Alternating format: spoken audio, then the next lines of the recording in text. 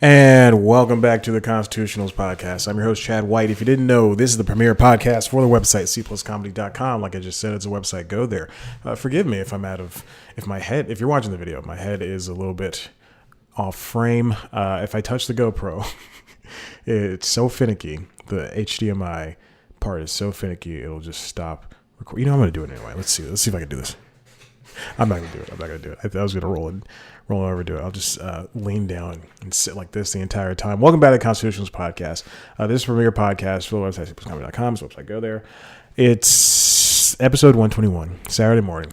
Well, Saturday afternoon, excuse me. I took a long nap. Couldn't sleep past couple of nights. And this here, the C Plus Comedy office. I don't sleep in the office. I sleep in the other bedroom across the way. But yeah, here we are. Oh, man. I was going to start a timer, but I don't need to do that. I had a run, took a nap. I forced myself to take a nap. And here we are. Fell asleep watching, I didn't watch anything. I fell asleep and turned on Pokemon Sun and Moon on Netflix. And just listened to 3 episodes as I tried to snooze. The issue is, I can hear the women that live above me. And they put down their full weight. They're short. I've seen them. They're short, but I don't want to say anything else. I don't want to say anything else because I'll get in trouble. But they put their full force of foot when they walk. And Thursday night, I don't know if it's because I had a piece of dark chocolate candy at like 9 p.m. right before I went to bed, like right before I watched half of a documentary, and then I went to bed. It was a murder documentary. It was Who Killed Garrett Morris. I think that's what it's called. Little boy was murdered, maybe by the ex-boyfriend who's black in a small white town, maybe by a cop ex-boyfriend of the mom who was jealous of the mom having a black ex-boyfriend. Who knows? Maybe it was one of the other kids. I'm looking now at there's a brick wall behind the monitor. I've mentioned this before in the last episode. Every window in this apartment has a brick wall. Every brick wall has a window. Whatever. There's a piece of brick. I guess it's coming out. I don't even know it's brick. That might be a piece of wood. It just fits perfectly in this tiny little brick slot that's like that big. And I don't know. I did see a gnat in this apartment flying around. Who knows? Any Hoosers, I was awake Thursday night, all night long. At 3 a.m., I heard them stomping around. I know, because at 3 a.m., I was awake. And I usually wake up at 4:30 now. I just hear them stomping around there. And then they were singing, like, music from, like, 10 to, like, 11. From 9 to 11, never forget. And it was so loud. Excuse me, I just burped on mic. Never hear that. Hey, let's get on with this episode of the Constitutionals. What I'm saying is I don't ever want to hear them again. Oh, hold on. I got to do this. The PR people. I could lie and say he sent this to me himself, but it was his PR people.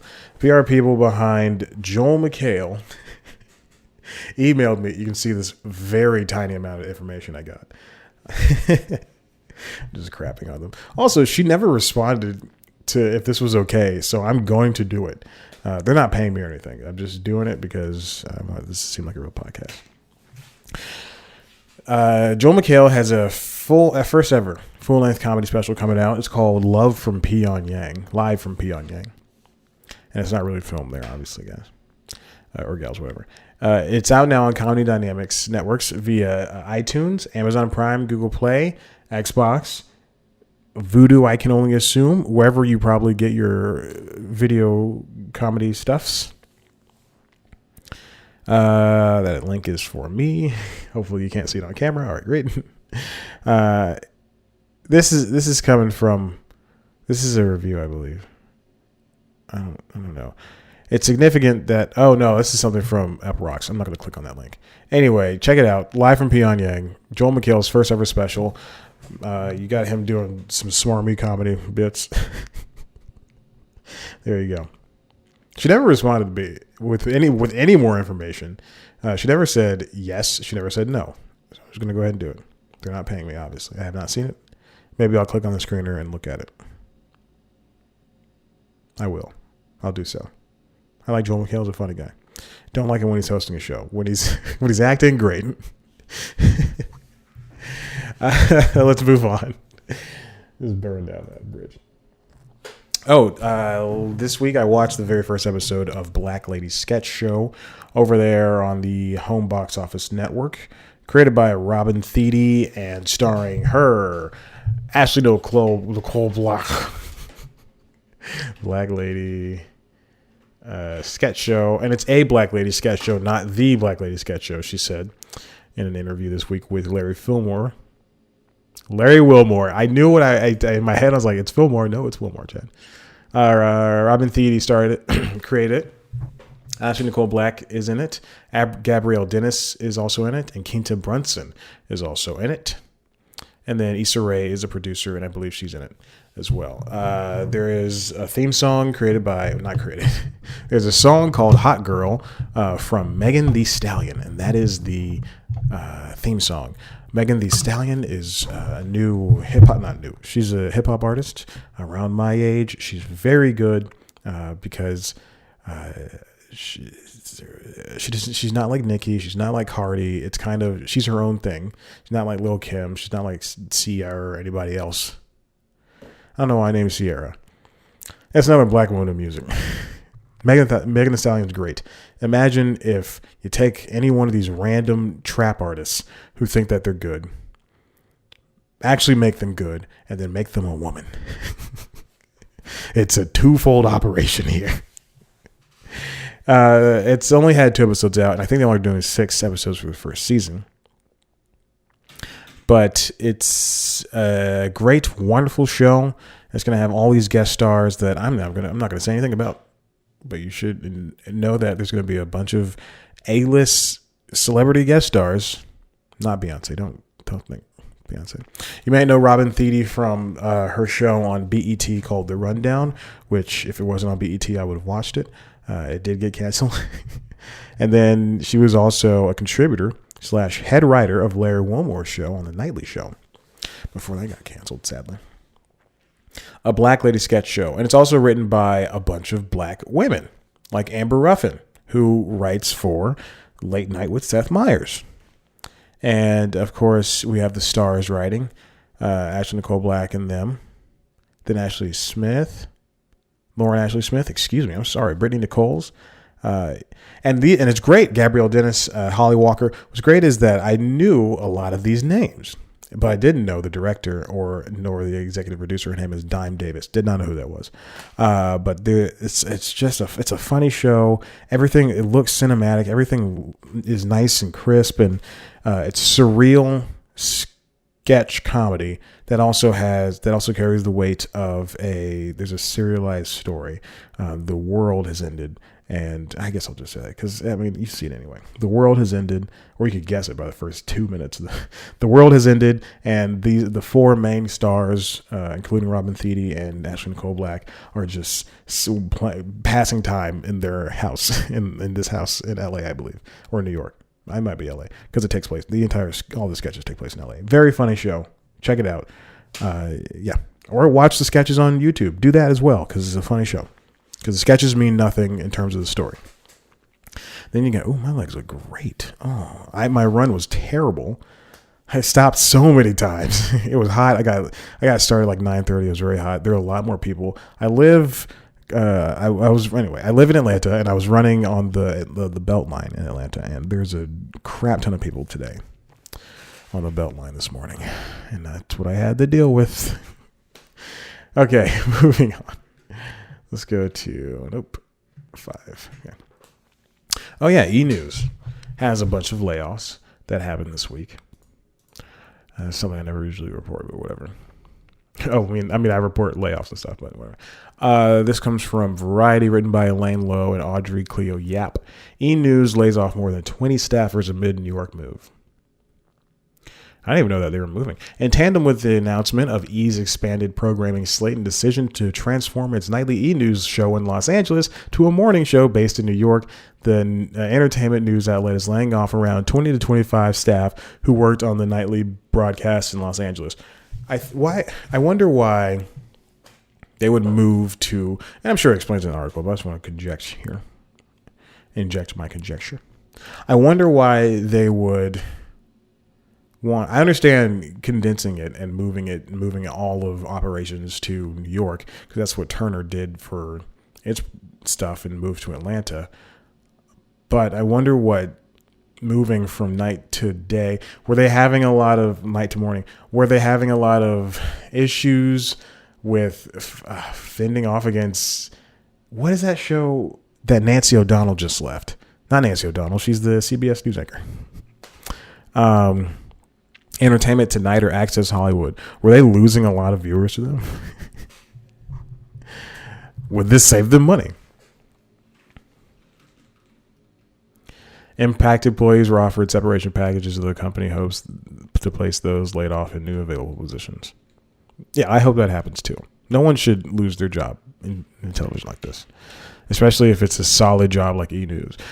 Working for a news outlet like E-News or Access Hollywood or Entertainment Tonight, and maybe even TMZ, and this is only what I can guess, is that it's a solid position, like a regular news outlet, like a local news or an NBC News nightly news or a CBS evening news or an ABC News Tonight. It's one of those. It has to be one of those, because it can't be like working on like late night, like Conan or a Late Show with Stephen Colbert. You don't get like a couple of weeks, like you're not a writer and then get a couple of weeks packaged and have like 12 weeks or 16 weeks or something like that, and then they either don't need you and ship you off, or you leave for a little bit and then you come back.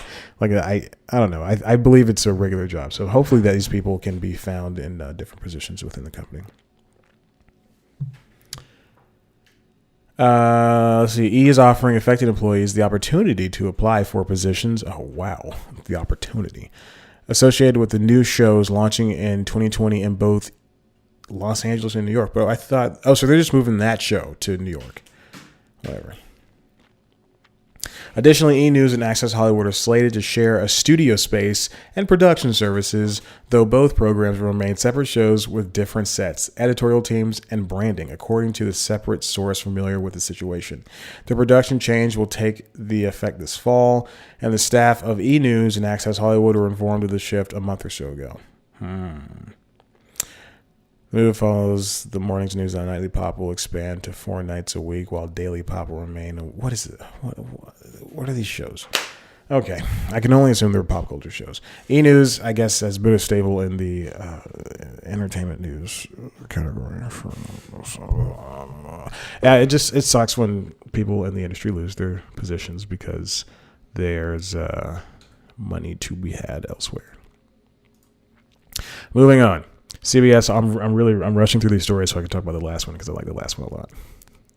CBS All Access is adding children's programming, Cloudy with a Chance of Meatballs, Danger Mouse, Inspector Gadget, among content. Written by Nelly Andreeva, Denise Petsky on Deadline. Those are two different people. So, with the move to streaming, we have lost, not even before that, with the rise of cable and phones and internet and all that stuff, we've really lost children's cartoon morning shows, whether it's during the week or especially on Saturday mornings. That was the best part of waking up Saturday morning, and also being alive. But waking up Saturday morning and having a bowl of cereal, watching, the Fox Box. ABC, what was it? ABC's Disney Saturday Morning, whatever that stuff was. WB Kids. I'm missing one that was on the CW for years after the WB consolidated with UPN. All this stuff. Now CBS All Access is going to. But then Netflix. We have a bunch of great children's programming. Hulu's got none, but they do have the reruns. They acquired shows. Speaking of, this is very, speaking of children's shows, I was watching Netflix and Nickelodeon decided to release the reboots or final episodes of Rocko's Modern Life and Invader Zim on Netflix. And Invader Zim's coming, I believe, in a couple of weeks. But Rocko's Modern Life came out yesterday at the time of this recording. And it's the same show. And I was watching it. I'm not as excited to see it. I liked Rocko's Modern Life a lot when I was a child. I watched it every chance I get. I've remembered all of the in jokes. I remembered Filbert's wife had a claw. I remembered her girlfriend. I remembered Heifer's grandfather. I remembered the big heads. Everybody. One of my issues with that show is, and so cartoon shows today are very weird. They're weird, but they all tell singular stories. So that's kind of, the point. But cartoons today are weird. They're strange. They're out of this world. Misadventures of Flapjack, weird but funny. Chowder, odd but funny. Loud House, weird, loud but funny. Not Gravity Falls. Yeah. Well, no. I'm talking about the weirdest of the weird. I've never seen Amphibia on Disney Channel, so maybe that's weird. I don't know. I don't want to sit up. I'm just slouching in this chair. No, that's bad for your back. That's bad for your posture in your back. But also, so is using this freaking microphone. So these shows are all so strange. And then you think back to Nickelodeon and Cartoon Network's shows of the early 2000s, the late 90s, the early 90s, even. Rocko's Modern Life, Invader Zim, those were very strange and out there, probably way ahead of their time. But the issue is, Rocko's Modern Life is just, it feels strange and odd for the sake of being strange and odd. And seeing this reboot now, makes it feel as if it's trying too hard. And that's just for me. That's for me to have. That's my opinion. Now I want to see. I believe it might be on Hulu. The rebooted episode is on Netflix, but I believe the rest might be on Hulu because Hey Arnold's on Hulu. Let's see, Rocko. Nope, sure is not. I don't think you can stream it, but you can buy it on Amazon for $30. The whole series. Anyway, it feels weird for the sake of weird. I think it's funny. It's whatever. Moving on. Amazon has kids shows, but they're not that good. The Kung Fu Panda show is all right.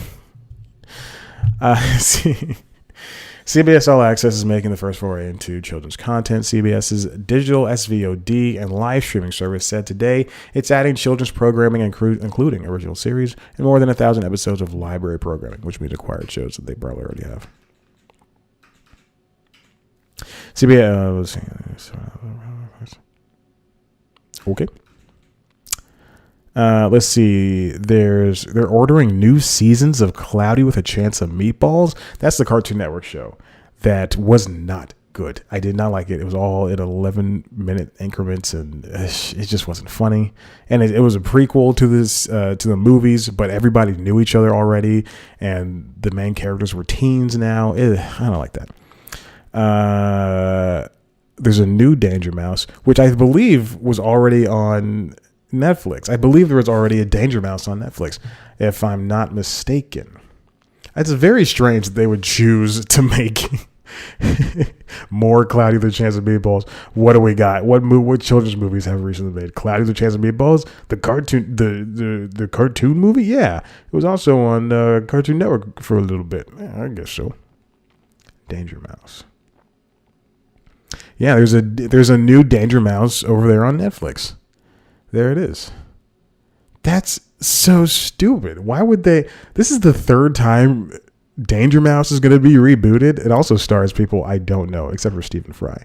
That's so weird. And then Inspector Gadget. There is already a new Inspector Gadget that came out I believe on this. Yeah, it's on Netflix too. Another Inspector Gadget. We're gonna get so much Danger Mouse and Inspector Gadget.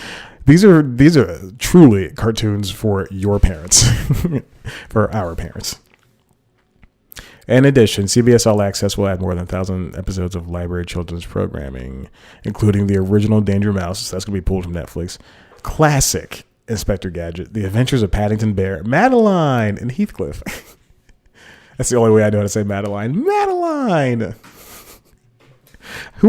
What children in today's age are going to be sitting down and watching episodes of Madeline? If I remember correctly, that show is extremely boring, but the art style is very memorable.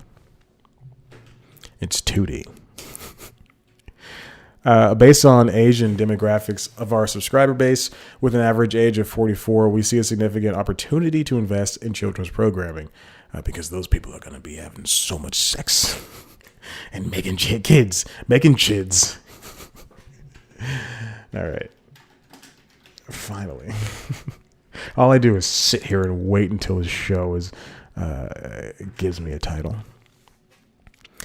I'm not going to finish the rest of that quote. CBS All Access signaled an expansion in younger demographics with its recent acquisition of past season streaming rights of the upcoming CW CBS TV studio shows series Nancy Drew. It's odd. It's odd. This is going to be the first television season where CW doesn't have the 2 weeks season rights to the. Netflix doesn't have 2 weeks season rights to CW. CW, owned by CBS, is like, baby, we're going to get that money wherever we can. So now Netflix is only going to have like Arrow and Flash and Legends of Tomorrow, Riverdale for now, and maybe some other shows that have already signed under that contract. But then after that, I guess, who's getting Batwoman? I forgot who's getting Batwoman. I believe is going somewhere else. No, Batwoman is going to Netflix, and then there's other shows going to like to Hulu, and then obviously Nancy Drew is going to CBS All Access. CBS Studios may want to rethink its decision to sell its kids animated Star Trek series, not to go to CBS All Access, home to the new Star Trek franchise, but to Nickelodeon. However, with the pending merger of CBS and Viacom, that may turn out to be a moot point soon. I thought it was moot. And there's that. Will CBS and Viacom merger? Who knows? I've already done a story like that on News Time. Go check it out. I'm also, if you, you definitely can't see it. This is the script for the newest episode of News Time. This week's episode, or next week's episode, excuse me, is going to be the anniversary, coming out on the exact anniversary, the 6th anniversary of, what year is it, 2019? Wow, yeah. It's the 6th anniversary of C Plus Comedy, the website. Now, I know the website has not been updated, blame Squarespace, but they rose their prices. But, I'm sorry, I'm scratching my eyeball. But it's going to be something that has not been done before by C Plus Comedy. I think of anniversary episodes every year, and this is the first time. And moving on, the final thing I want to talk about before I get out of here is the New York Times did a feature story profile interview series with Nicolas Cage. It's loading up right now. It's for the New York Times Magazine by David Marchese. It's called Nicolas Cage on His Legacy, His Philosophy of Acting, and His Metaphorical and Literal Search for the Holy Grail. It's a wonderful, wonderful interview. Oh, Jesus. I'm not subscribed right now. I'm very sorry. It's a wonderful, wonderful interview. And it's if you read the New York Times profiles before, I believe they had a Madonna one that came out a couple of months ago, and then there was a Hootie and a Blowfish one that came out a couple of weeks ago. Then you'll know that the profiles are usually writers, and the writers following the star for a couple of weeks in the interview element. but I moved the light with my foot, so I'm trying to fix it out with my foot now. But this one is just a straight up. It was done over the course of 2 interviews, but it's a straight up interview. The battery's done with GoPro, so I got to speed this up.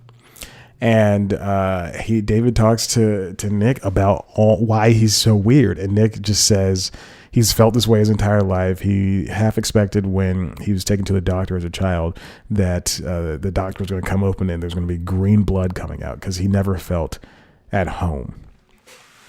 He talks about primal screaming and literally buying, like he buying a house in Rhode Island and New Orleans. He has a crypt in New Orleans, giant pyramid where he's going to be exhumed, I guess, there. I don't know.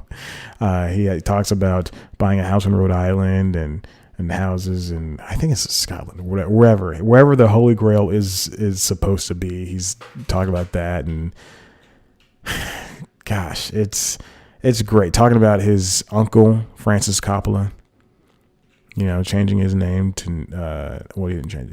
He did change his name to Nick Cage, but, stuff like that. Talking about why he chooses to make all these movies that he does. He wants to make 150 movies right now. He's at 130, I believe. He's made like 4 or 5 in the past 2 years or something like that. It's crazy. Nick Cage is definitely one of the premier stars of our time. He does a good job. I mean, it's good for him. I had to stop that's why I paused talking, because it looked like Audition crashed on me, but oh no, there it's moving. It's moving on me. There you go. Yeah, there it goes. Oh wow, somebody just honked a real long time. That's why I paused. He talks about his style of acting, nouveau shamanic acting, and all these things. It's amazing why he had he bought a dinosaur skull, and he owned a castle in Germany and England.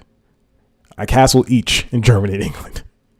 He had to give back the dinosaur skull, and God, and he feels like he doesn't have any friends. He wants to stay at home, all that different stuff. Man, Nick Cage is a tortured soul, but he's good at what he does. I definitely urge you to read that. Read that. Read it. Just go read it. Listen, if you like what you heard here, head on over to the website, cpluscomedy.com, where there's some stuff. Oh, 2 new interviews are coming out. I interviewed 2 stars of Glow, and they're great. They play, it's the blonde and the brunette who you see sometimes. They were the Bantam Biddies, and now they're Ozone and Nuke. It's Kimmy Gatewood and Rebecca Johnson, Rebecca with 2 Ks. I interviewed them separately. One was a phone, one was an email interview. And it was great all around. You'll be on the lookout for those. We talk about Glow. We talk about Kimmy's a director, and she's directed an episode of Crazy Ex-Girlfriend, which is my favorite show. Rebecca is an actor and a writer, and she did a short film most recently called Consent, and it's like a gender flipped thing of what happens when a singer proposes to a male fan that they hook up, and the male fan says no, but the singer female doesn't take no as an answer, where they try to turn no into a maybe to a yes. You can only see the trailer right now. Hopefully they'll release it after the festival rounds they're doing right now. They won Just for Last Festival with that film, which is amazing. That's huge. Anyway. Okay, check out those interviews when they come up next week. Hopefully next week. Probably next week. Most likely next week.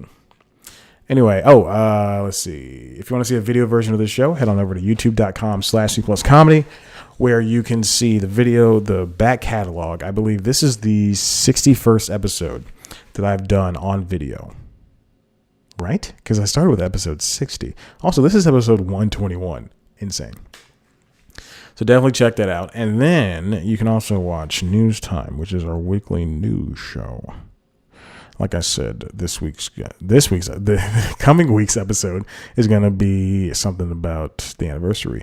But last week's episode is about Ninja moving to Mixer. It came out a little bit late. This is the latest I've ever released an episode of News Time. It came out on a Thursday. But definitely check it out. It's a good episode. The cold open's great. I didn't have to write it. I just did it. It was awesome. Definitely check it out. That's it. Oh, follow us on Instagram and Twitter at Simplest Comedy. Me on Instagram and Twitter at ChadBlackWhite. Tell your friends. Subscribe to the show. Tell everybody about the podcast. I know there's dozens of you out there. There's dozens of you who listen to this who don't tell nobody. You tell everybody. All right. I'm going to turn around. Okay. Bye.